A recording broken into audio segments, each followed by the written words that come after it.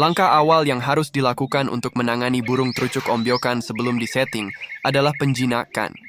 Penjinakan dilakukan dengan cara sering memandikan dan menaruh rendah sangkar di tempat yang banyak orang.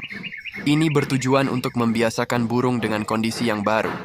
Selanjutnya, berikan ekstra fooding yang kenceng.